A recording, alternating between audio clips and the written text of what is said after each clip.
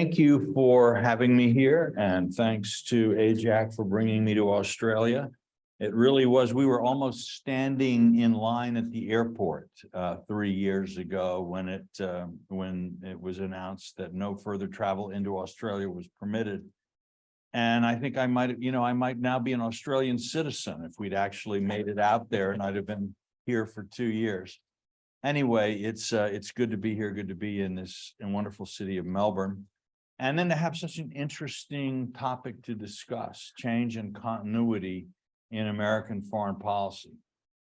I suspect that most of you don't have any trouble thinking about changes in American foreign policy as you think about the change between Trump and Biden. And certainly we have had a lot of changes. You can think back over recent presidents. Bill Clinton had one kind of foreign policy. George W. Bush had a very different kind of foreign policy.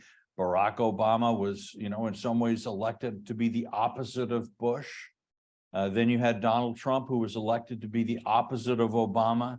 And then you had Joe Biden, who was elected to be the opposite of Donald Trump. So naturally, both in the US and elsewhere, a lot of people wonder, okay, what comes next? What are you crazy people going to do next? Is it going to be President Elizabeth Warren? Is it going to be President Bernie Sanders? Are we going to have another helping of Donald Trump? Will it be Trump light, Governor DeSantis from Florida? What are you crazy people going to do next? And actually, we don't know. I'll tell you that. And so that is, of course, of great concern to many countries around the world who see their security tied up one way or another in their relationship with the United States.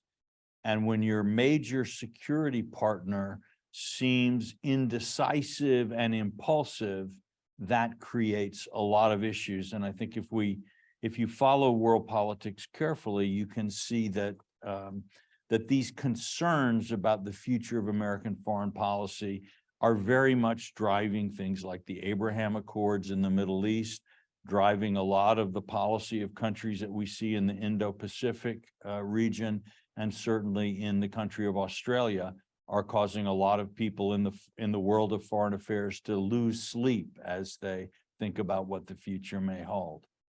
So all of that is true and real, but I think it's important to understand underneath all of that turbulence and confusion, there are certain elements of continuity.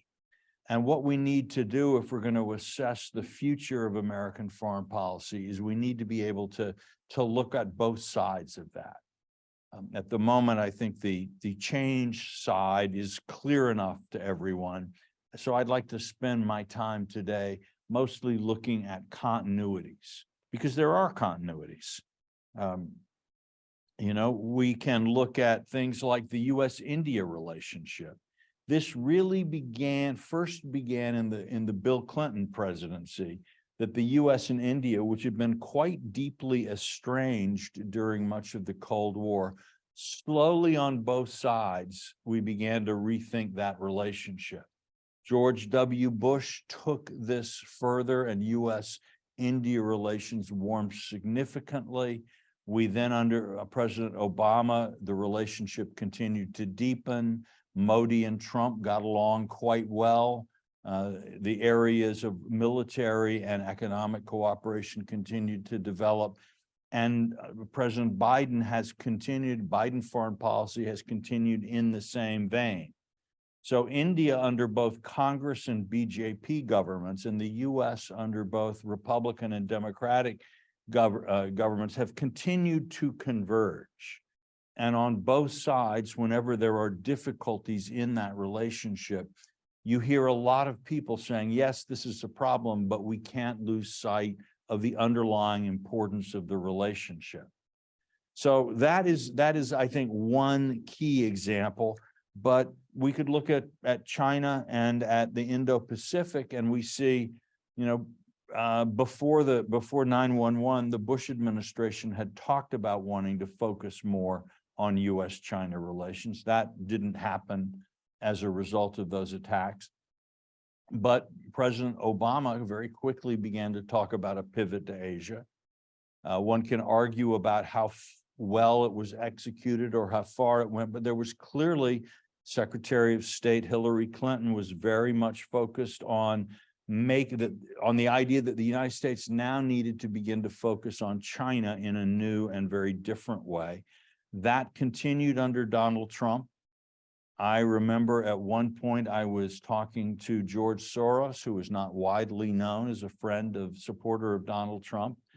And I asked what he thought of Trump's China policy. And Mr. Soros said, basically his concern about Trump was that he would let China off too easily. Trump might not be hawkish enough on China. And Matt Pottinger, who was sort of the point person for the Trump administration on U.S.-China relations, has come out of the Trump administration with a solid reputation, both among Republicans and Democrats. So that's actually a quite solid area of convergence. And if we look at the Biden presidency and compare it to the Trump presidency, we see many more signs of continuity than you might superficially think. Certainly the focus on Asia and the Indo Pacific. Within that, the absolute focus on deepening the relationship with Japan. Prime Minister Abe had an excellent relationship with Donald Trump, and his successor has a deep relationship with the Biden administration. Rahm Emanuel, President Biden's ambassador to Japan, is doing an excellent job. And again, in a very bipartisan way, if you had a Republican ambassador there now, I can't think of anything differently that they would be saying or doing than what Ambassador Emanuel is doing. AUKUS, this was an initiative that was first thought through in the Trump years. It was brought through into conclusion under Biden. And again, you will not see in the United States any partisan division over AUKUS. It's popular, it's important, and if we elect, even if Donald Trump were to be reelected, I don't think you would see a change, a move away from AUKUS. I do hesitate to predict anything about a second Trump administration. And even in some of the areas where we don't think maybe we have some problems with U.S. foreign policy, there's continuity, protectionism being one of them, where President Biden has continued the strong shift toward protectionism in U.S. economic policy that we saw under President Trump. So there really are continuities, even in a time of incredibly sharp partisan differences and bad feelings on almost every topic. When I try to think about what how do we think systematically about this? How can we talk about what drives long-term continuities in American foreign policy and can help us identify the areas in the future that are less likely to see rapid change, and then maybe identify some things where you might see change? Obviously, I think this would be helpful to our allies, might even be helpful to us to have a clearer sense of that.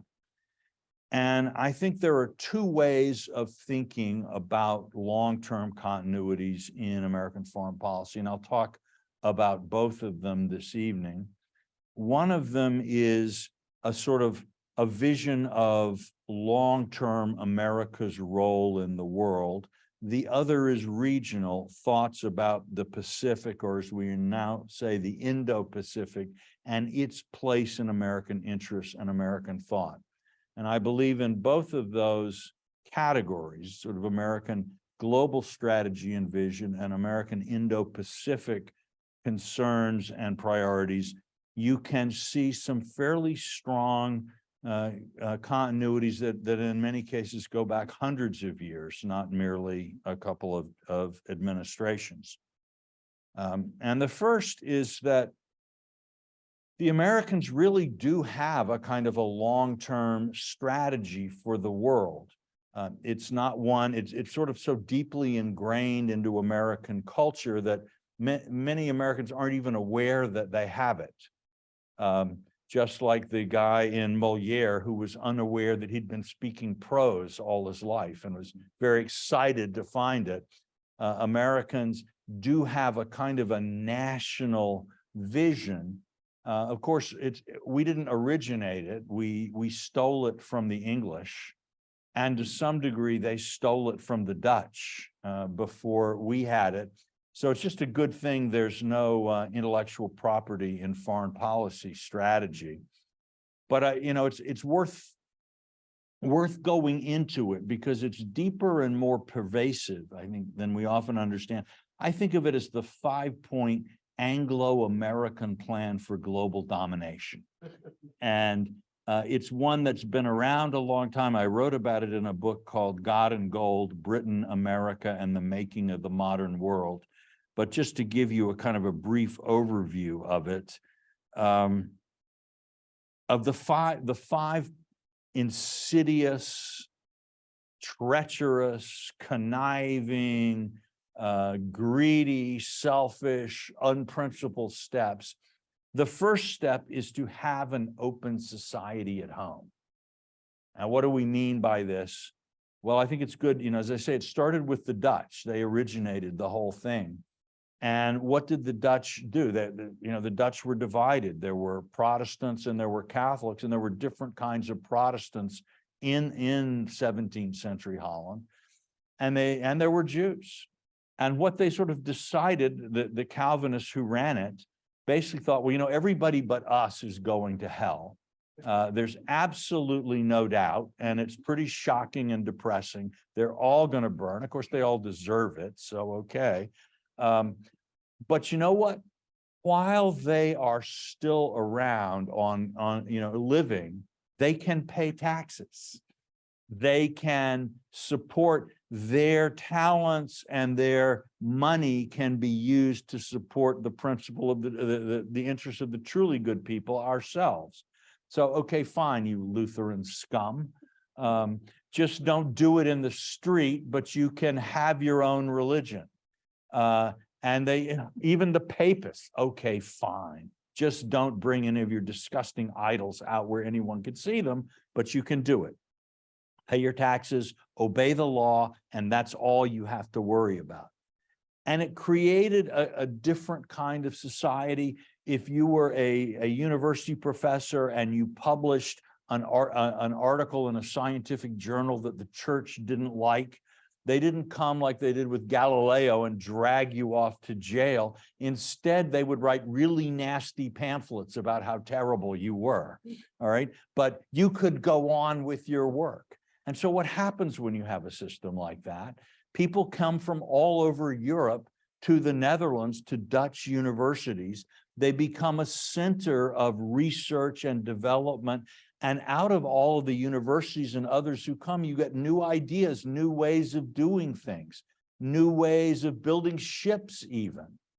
They develop new ideas like the idea of a joint stock company, where where a partnership doesn't dissolve, a company doesn't dissolve if one of the partners dies or decides to get out of the business.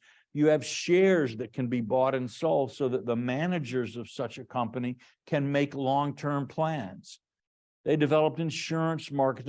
In other words, out of the open society, they created a dynamic society that had new ideas, new products, new methods, was open to talent, so a peasant could become a manager of a rich trading corporation, etc. Though it often would help if the peasant married the daughter of the founder, but still, it was possible.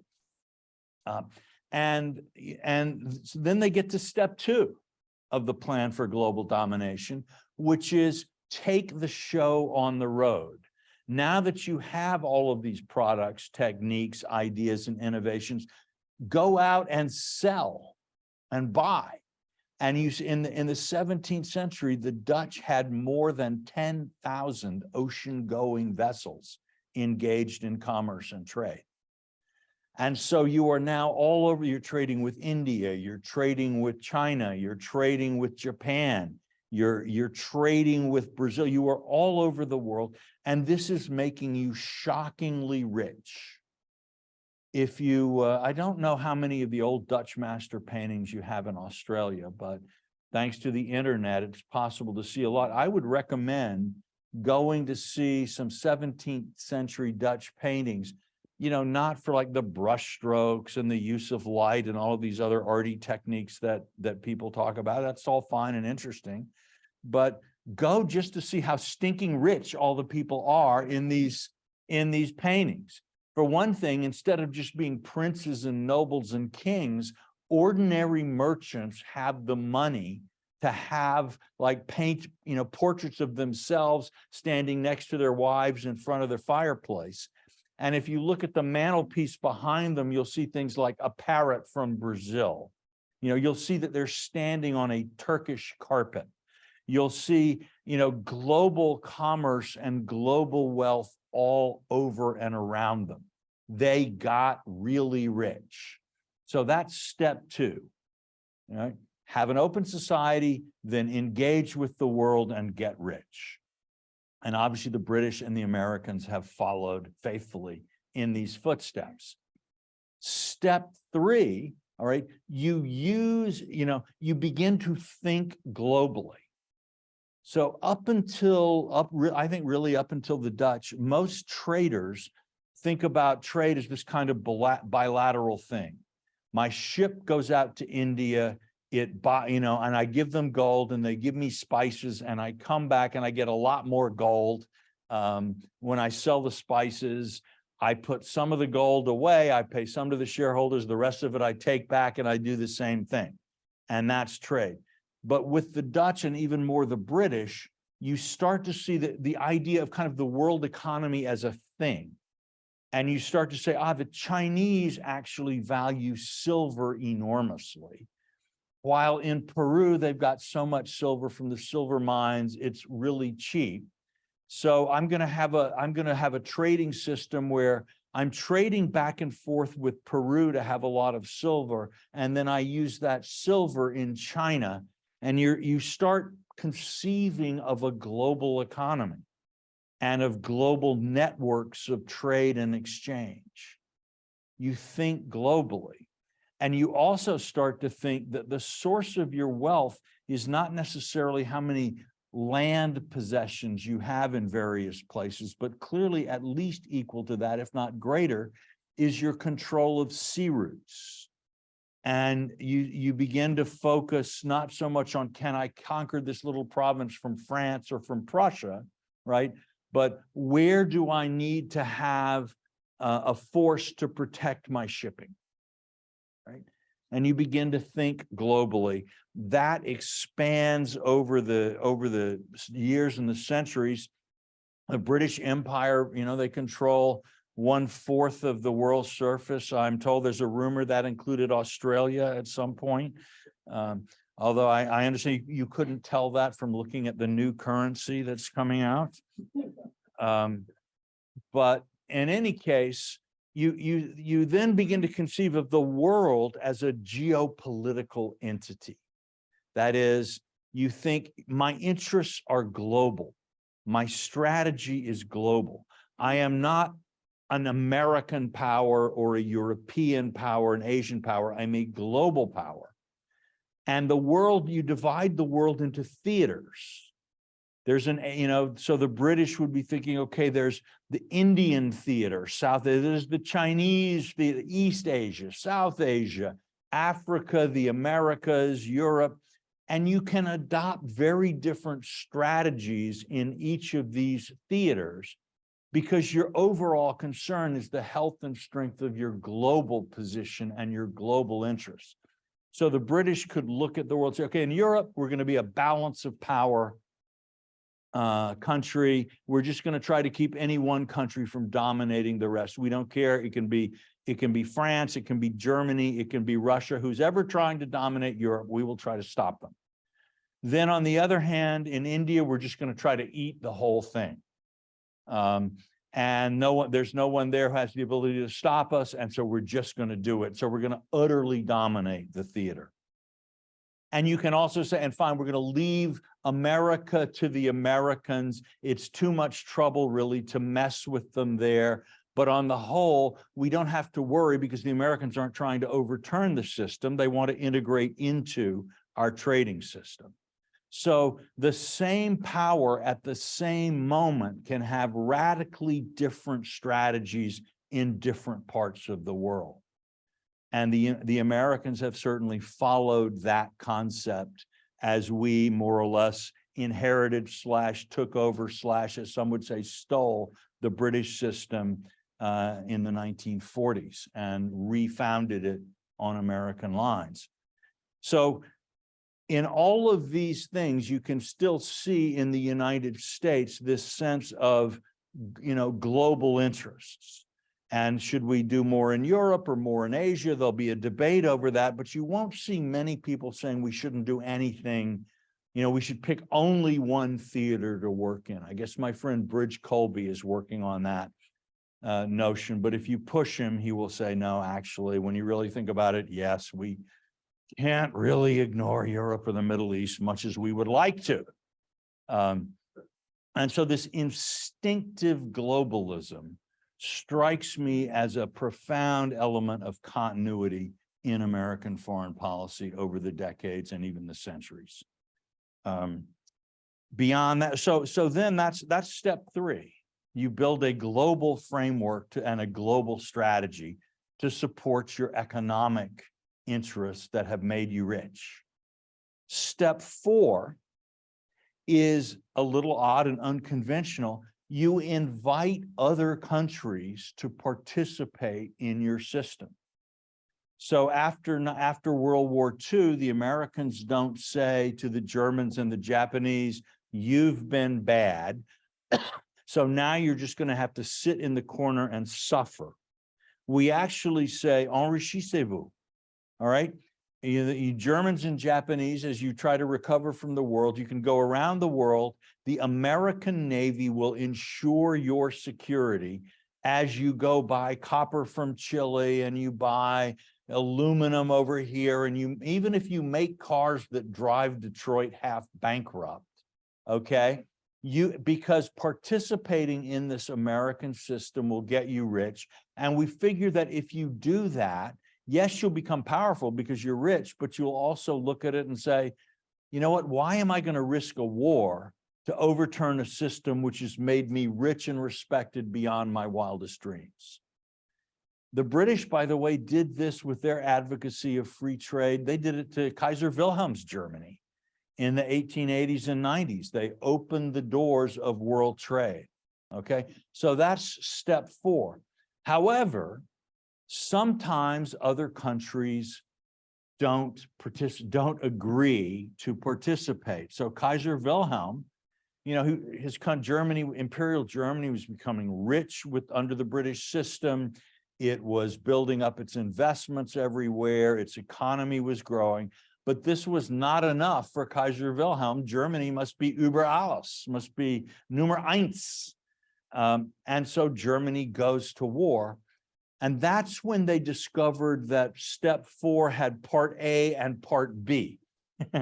Part A is, in peacetime, you welcome others into your system to create shared interests and to get their support and buy-in for the system.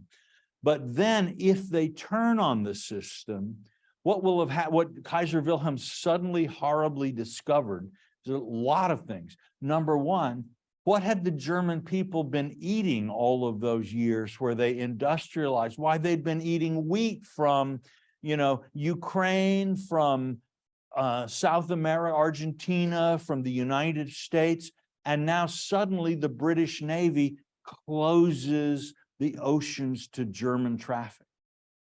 But also the government had been supported by tax revenues from profits of German corporations that were engaged in global commerce.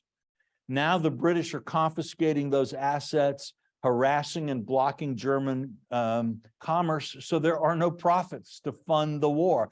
Just when you need more food, more imports, oil, everything else you need for a war than ever before, you find the crafty British have stopped your supply. Right? So it turns out that this world system that looked so inviting that they asked you into was kind of a trap. And once you've been caught in the trap, it's very, very hard to disentangle yourself.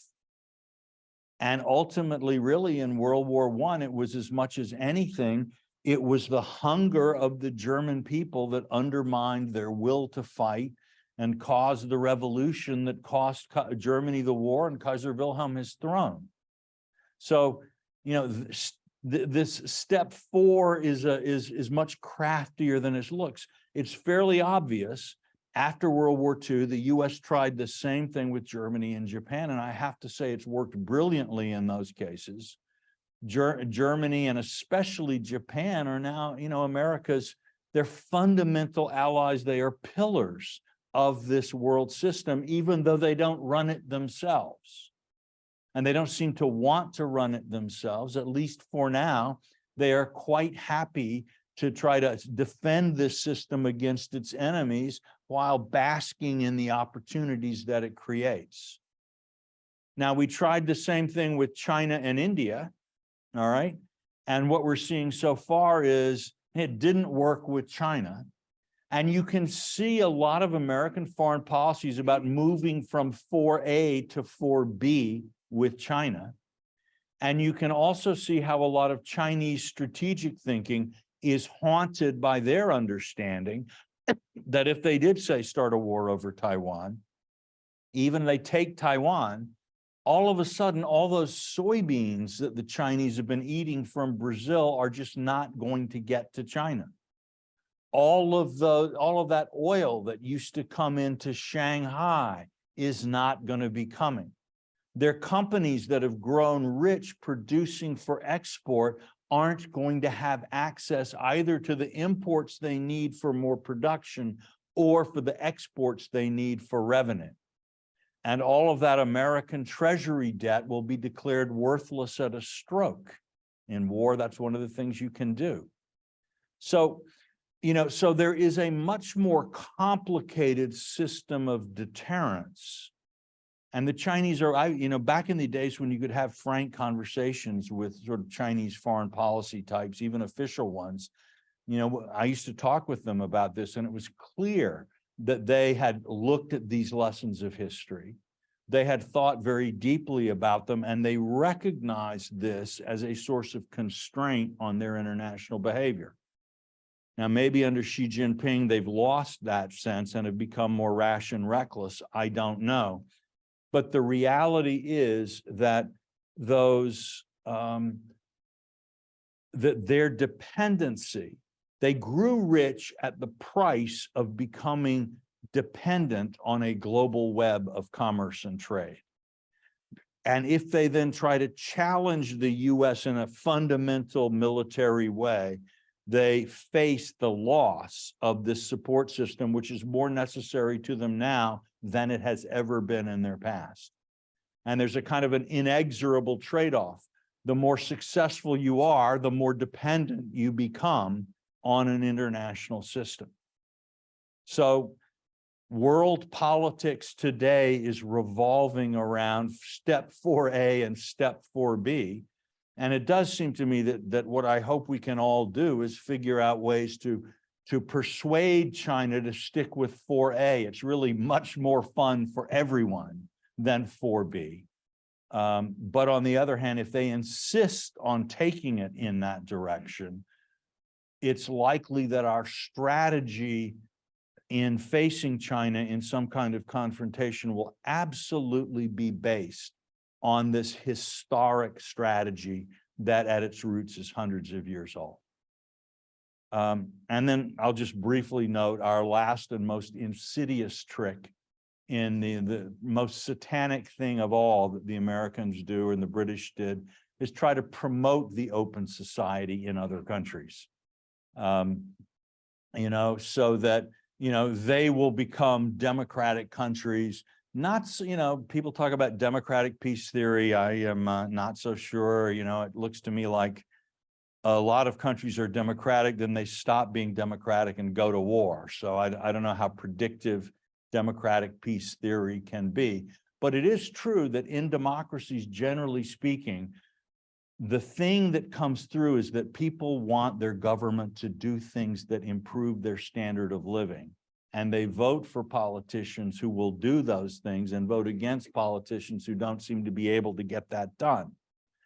And so while that doesn't determine every election zone, it does, I think, suggest that in a democratic world order, the voices of people in different countries who want to stick with the system and keep reaping the benefits of 4A, as opposed to taking on the risks of 4B, may well be strengthened.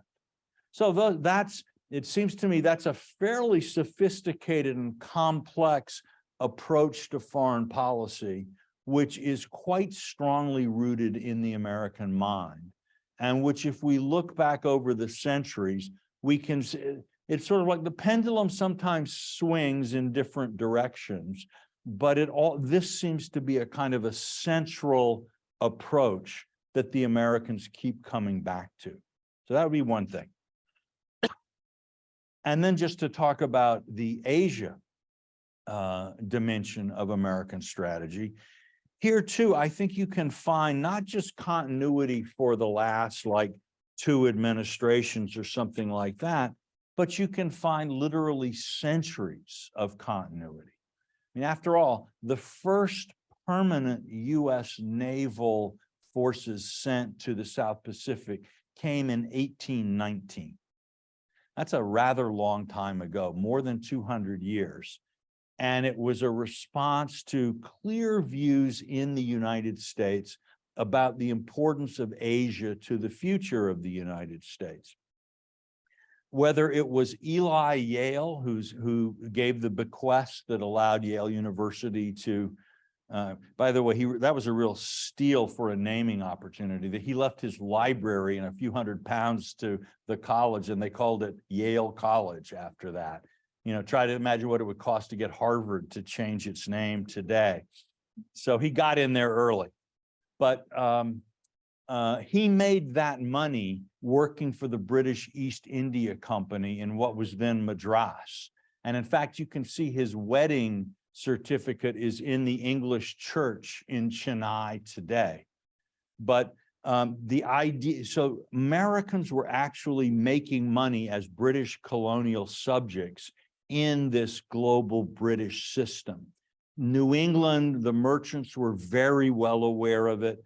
One of the first things that happened in Boston when peace was signed in 1783 was the Empress of China left on a voyage to China, a first independent American trading route.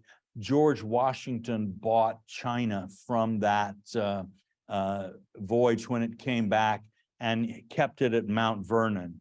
So that, you know, and you can find people like John Adams saying, America's economic future depends on our ability to engage and trade with Asia.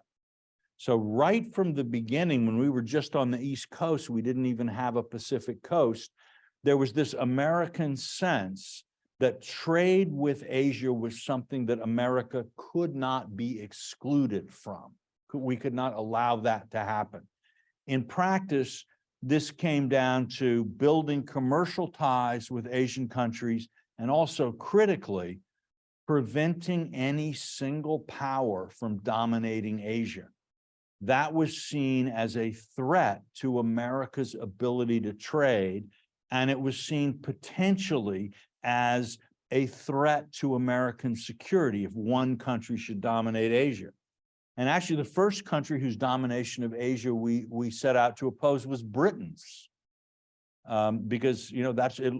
We feared that the British were going to do in East Asia what they had done in South Asia. And it's possible that if not stopped, they would have.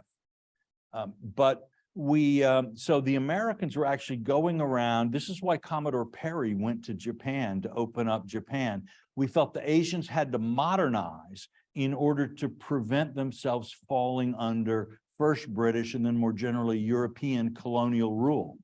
And Americans, we tried to do this with Thailand. We set up a treaty of friendship and commerce.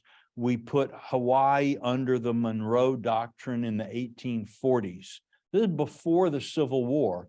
The United States has embarked on a very wide-ranging policy of preventing a single power from dominating Asia. And then when the British fade as a potential dominating power and the Japanese rise as the potential hegemon of Asia, the United States flips from being a pro-Japanese, anti-British power in Asia to being pro-British and Dutch and Chinese, et cetera, against Japan.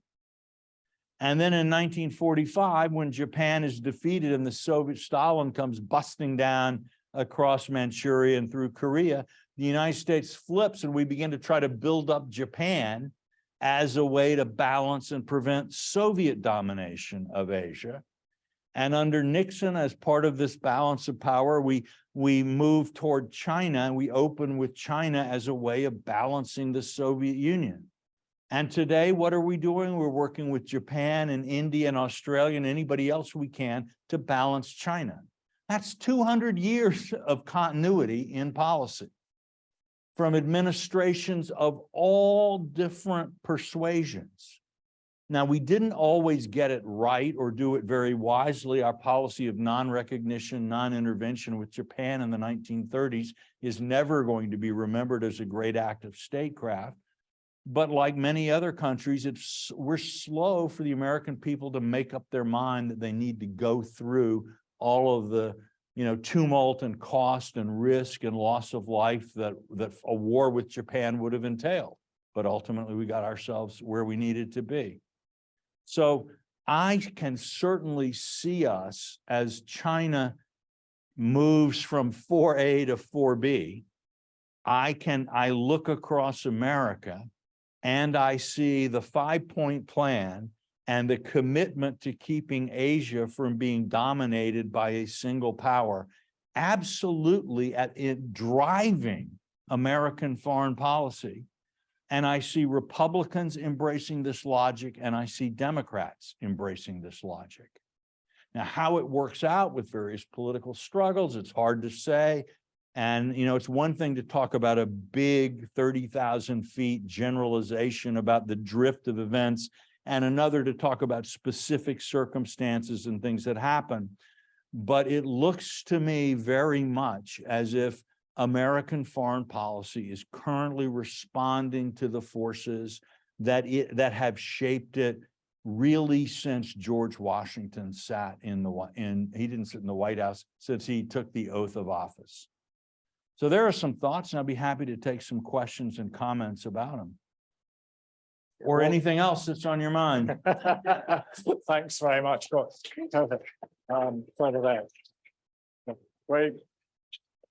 We've got a roving mic, so please just stick your hand up and come. But maybe I can just pitch in with one from Zoom, first of all. What do you think that China's Belt and Road Initiative has similarities with the American strategy you've been describing? I mean, it's obviously happened in a much shorter time, but what's your view? Actually, my view is that China's Belt and Road strategy pretty much exactly embodies what Vladimir Lenin wrote about as imperialism, which is to say that China, over decades of building up this huge infrastructure at home, has, you have all of these companies now that want to build bridges and railroads and ports, but China's running out of ports and railroads and bridges for anybody to build. It's almost as bad as Japan, where they've paved everything they can find and built a bridge, a 4-lane bridge over, a creek that divides 2 uninhabited villages. All right.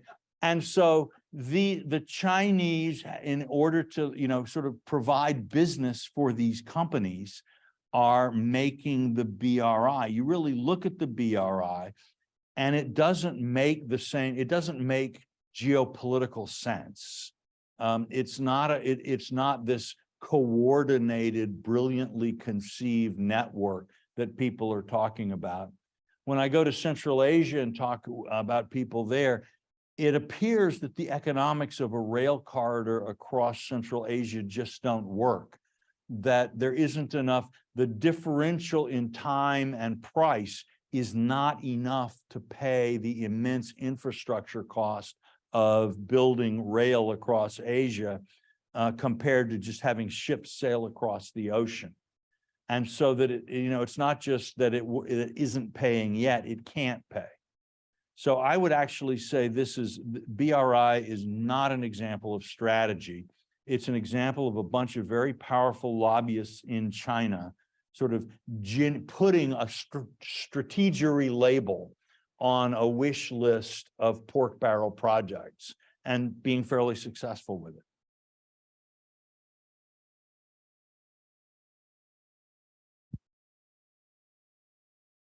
Derek McDougall, University of Melbourne. Thank you for your superb and wide-ranging address. But I was thinking in terms of this great theme of change and continuity, would you like to comment on American perspectives on Russia, thinking not just of the current Ukraine issue, but the longer-term historical perspective? Well, if you want to make a foreign policy scholar in the United States cry, one thing you can do is mention Russia. But the reason is the most famous foreign policy essay and the most influential foreign policy essay in the history of American foreign relations is George Kennan's long telegram /X article that he later published in Foreign Affairs, which laid out the strategy of containment. And many people, when the Soviet Union fell 40 years later, everybody said, oh my goodness, that Kennan, he's such a genius. He saw all of this coming. Nobody has ever been this smart. This is really the most wonderful thing that ever happened. But if you read those essays carefully, what Kennan is actually saying is, our problem with these people is not that they are communist, it is that they are Russian. And what everybody in America was saying in 1988 was, yay, now that communism is dead, we can be friends with the Russians. So that people can actually hail you as a genius and hail your article as the key to world history and utterly misunderstand what you were trying to say and then do the opposite of what you recommend. But there is, I don't share Kennan's kind of ethno-determinism, I think, but I think his analysis of why the kind of government that Russia tends to have, and why Russian leaders feel a mix of inferiority and superiority when they deal with the West, and why that relationship is a false one, and why the American method of diplomacy, which is let's find win-win solutions and let's foray, let's do, you can get rich and we can be powerful, everybody will be happy. Russians in that are trying to, the more you talk this way to Russians often, the more they're trying to figure out, are you a knave or are you a fool? That is, are you trying to trick them with all your happy clappy talk about international cooperation and harmony? Or are you so stupid that you believe this idiocy yourself? And I think that has frequently complicated the course of U.S. relations. Now, every American president since Putin took office has taken office with the idea that, of course, we can have a great relationship with Putin. George Bush looked into his soul. Barack Obama offered the reset button. Trump believed that he could have that, of course, Putin hated Obama. Everyone hates Obama. What a jerk. But I am the kind of person that Putin will like and respect. And then Biden also, begins to come in, and they talked about parking Russia so that we could then deal with China undisturbed. No idea in any of those and this concept of wanting to peel Russia away from China. Because obviously from an American standpoint, if we could do that, it would be pretty fabulous. And if Russia were a friendly, pro-American, anti-Chinese power, that'd be great because China would have to worry about, the back end as well as the front end, there'd be so many advantages. Of course, we want to do this. And And if the Russians would cooperate in this, there are all kinds of ways, that we think they could benefit from it. But not getting that Russia's goal, Putin's goal, has always been to create an independent great power between Berlin and Beijing, but also that he sees America as a greater short-term threat to his power and to the kind of Russia he wants than China is. Long-term, I suspect he thinks China's a bigger threat. But as long as he thinks America is a greater power and a more dangerous power than China, he's not going to cooperate. So, I think there we are, kind of. I would have hoped that we could have had a more distant but decent relationship with Russia. I mean, in the 19th century, the US and Russia got along pretty well. But really, as long as this kind of hyper-realism dominates Russian thought and zero-sum, which I think is as deeply ingrained in Russian political culture as win-win is in American political culture, I think it'd be very hard to reach a meeting of the minds. And I think, it was tragic that in 2008, when Putin invaded Georgia, Bush, who was at the time, he was very unpopular. He had the Iraq war going on, and we were in the middle of a financial crisis. Putin chose his moment rather well, essentially failed to respond. I think if Bush had put a base in Crimea in response to Putin's invasion of Georgia, Putin could have done nothing about it. It would have been popular in Ukraine, reasonably popular in the US. And then again, even more so in 2014. My belief is that in the day of the last judgment, Neville Chamberlain will rise up and condemn this generation of Euro-American statesmen because they're like failure to really address what happened in 2014 paved the way for what happened last year. So, not a great success, but here we are. And where we go now is going to be difficult because I think Russia has been driven deeper into its sort of worldview. My sense now is if Putin were to fall, the last thing that would happen would be he would be replaced by somebody who wanted to get along with the West. So it's pretty tough at this point. It's pretty tough.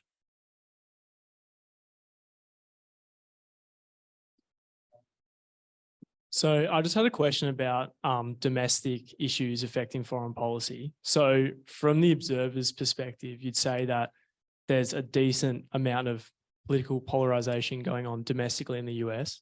How do you think this will affect the continuity in US foreign policy? It's a good question. People, though, we tend to underestimate the polarization of the past. We all tend to kind of idealize the past in order to demonize the present. And actually, I can tell you, having lived through the 1960s and 70s in the United States, the polarization that we have now is not as deep or as serious. Imagine, the Vietnam War where 50,000 Americans were killed. I think that's roughly more than 10 times the total in Iraq and Afghanistan. And a draft so that every American boy at 18, faces going to a war in which we were losing 100 people a week for a lot of time. The civil rights movement, which again, much as one may deplore the excesses of woke craziness on some American campuses, the civil rights movement was a much more fundamental break with deep American traditions and split the country in a profound way. You had people fighting in the streets over the Vietnam War. The National Guard was using tanks to suppress riots in Detroit. Okay, we are not even in the foothills of those Himalayas. And the US got past that stuff. So far past that people now say, we've never been so polarized in the history of the United States. I don't think what's happening is great. I didn't enjoy the turmoil of the 1960s and 70s. And I don't enjoy what's happening now. But it does seem to me that we are in a different spot. The other thing I would say is that we are now, humanity as a whole, and the United States is part of this, are going through the early stages of the information revolution. And this is as profoundly disruptive of institutions ranging from the family to the state, to the business firm, to the religious denomination as the Industrial Revolution was. And if you can think that some of the sort of secondary consequences of the Industrial Revolution include the French Revolution, the Russian Revolution, the rise of fascism, all right, those are all kind of spin-offs of the Industrial Revolution. The Information Revolution, I suspect, is even more transformative and is coming much faster. So I think the idea that normal life should be peaceful, pleasant, and no real political polarization, I don't think that has anything to do with what lies before us. I think it's going to be a quite wild ride. And it's been really important to the peace of mind of a lot of people to believe that, well, after 1945, all the really bad stuff is over. And we're never going to go back to that kind of uncertainty, that kind of stress. I think I don't think we have any reason to believe that it's over. So politics is going to be tough. It's going to be full of hard decisions. And the young people here, sometimes I tell my students that my generation felt that, if they didn't have if you kids didn't have big problems to solve and big challenges to address, you'd feel stunted as human beings. And so we are leaving you a carefully curated set of geopolitical and economic problems so that you too can be, great, fully realized human beings. So you should be thanking us.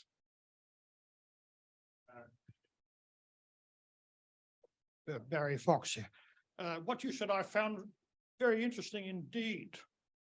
However, looking at the historical perspective of all these things, you said the Dutch came and went, the British came and went, now the Americans are on it. It's time the Americans are sliding off the scene, isn't it? And it seems to me what you can't realize, what you don't seem to appreciate is the balance of power in the world has shifted east. And we're now, it's now the days of the Anglophone, the Anglosphere are really over. And what's more, it strikes me from an American point of view, you're bankrupt. You're bankrupt. You've got $31 trillion of debt. You're running a trade deficit of 350 billion every 6 months or thereabouts. And yet you still want to exercise yourself around the world. And how do you manage with sanctions against North Korea, China, Russia, Iran, Venezuela, Cuba? Okay. Well, you're just overestimating yourself, are you? Well, I'd say people have been basically making that critique first of the British and then of the Americans for Napoleon, I think, actually basically made your argument. And he was wrong. Now, someday, possibly somebody who makes that argument will be right. But I want to say this. I am now 70 years old, and I have lived through 70 years of nonstop American decline. And what do I mean by that? All right. When I was a kid, it wasn't the Chinese balloon that everybody was looking at. It was the Soviet Sputnik, right? And oh my gosh, the Russians have beaten us in space. Americans don't know any math. It's over. We're doomed. We've fallen. 1960, the missile gap, the Russians are ahead of us. We're doomed. It's over. It's all over. All right. Then Kennedy said, you know what scares me even more than the missile gap is the balance of payments deficit. We're going bankrupt. Bretton Woods is doomed. And when Bretton Woods goes, American power is kaput. All right. Then comes, oh my gosh, the Vietnam War. The Americans have lost their innocence. No one will ever respect them again after this. They're so divided. It's over, over. Toast, toast, toast. All right. Then, Vietnam War somehow managed to end, but then Watergate, America's institutions, OPEC, America was an oil empire, but the son of empire has moved to Saudi Arabia. The Americans are over yet again. All right. Then as Japan is conquering the world. Japan has the new technology. The EU is the great power of the future. America really can't stand. And every now and then in the middle of this, someone would say, well, actually it hasn't fallen yet. All right. Now it is possible, okay, that this now is the time. All right. I can't rule it out. I'm not a prophet. But before I'm impressed by the doomsayers, they need to give me a really convincing argument why all the other previous doomsayers were totally wrong, and why their analysis is fundamentally different from all the preceding cries of doom. Okay, until I hear that, I'm just braced for another as many more years of American decline as the good Lord gives me. Okay, we got time just for two more. We just got Brendan and Russell. I don't share that sentiment, but I was going to ask, I presume you don't expect it to be an eternal state in perpetuity forever. What could be the catalyst for the US? You know, as you said, not a profit, but what do you think could be some of the risks to change that from the Dutch, the English, the Americans? Right. Well, one thing I would say is that in the past, what happened was that a larger country that was better situated, but running the same playbook, defeated. So the British ate the Dutch and the Americans ate the British, right? And it was their ability to use the same methods that actually, but that the strategy has always won. So the Dutch tragedy was that the River Scheldt was just not wide enough to keep Louis XIV at bay without calling in the English. And the English was that while the Channel was wide enough to stop Napoleon and Hitler, it wasn't as good as the Atlantic Ocean. And the Americans had kind of more strategic. And also, by the way, I think the British system was, colonialism was necessary to the functioning of the British Empire, while for the American system is actually compatible with the independence and development of formerly colonized peoples. And I think that's a key difference between them. Now, I do think as we look ahead, I mean, one could imagine if India decided to adopt the Anglo-American playbook, who knows what they could accomplish. They don't seem close to it, in my view. And the same thing with the Chinese. Looking at the balance of power, again, I don't think it makes any sense to talk about East versus West, because how many Easts are there? And if they're going to be two, you know, if they're going to be Asian nuclear superpowers with more than 1 billion people in them, if they're two rather than one, the United States as the offshore balancer is in a pretty good position. Britain, at the start of its wars with Louis XIV, had about half of France's population, or a third of France's population, and half of its GDP. So at the peak of British world power in the 19th century, it had something like 7% of global GDP. The United States, I think, is at 18%, and it's a fairly stable rate. So, you know, in that sense, the United States, even today, is stronger globally in economic terms than Britain was at its height. I think what's going to be challenging and interesting is a couple of things. One is in the industrial era, economic development tended to force convergence on countries, because in order to have, you know, to succeed in industrial development, you have to have factories, you have to have electric grids, you have to have roads, you know, there's so many tasks that a country has to adopt that it kind of forces similar bureaucratic legal structures on countries regardless of their culture.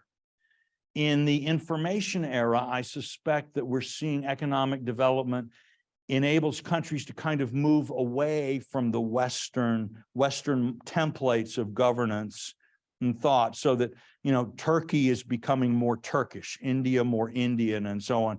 So I think what we're going to see is that power, that global geopolitical power doesn't create a global cultural unity, but in fact enables cultural differentiation. And that is going to be a new and quite interesting element in the system. But at the same time, the logic of balance of power is real. And whether you look at Europe or you look at the Indo Pacific, you will still see if a single country tries to dominate one of those regions, most of the other countries will look longingly for an offshore maritime balancing power. And so that America is not actually having to work that hard to create an Asian alliance network. It's more like they're all jumping on board and everybody is coming. I'm sure not everyone agrees, and yet as I look around, I see Asian nation after Asian nation coming to the United States and saying, please help us, because much as we dislike many things about you, you are not as dangerous to our independence as this very, very large, much closer country is. And that is what we hear. So maybe, maybe the Chinese are hearing something different, but that's certainly what I hear in India. Well, on that note, well, it brings us to our allotted time, unfortunately. Sorry we couldn't get through all the Zoom questions to others in the room, but thank you for coming all this way. You finally got here. Thank you for addressing us, and really appreciate your insights. Please join me in giving a round of applause.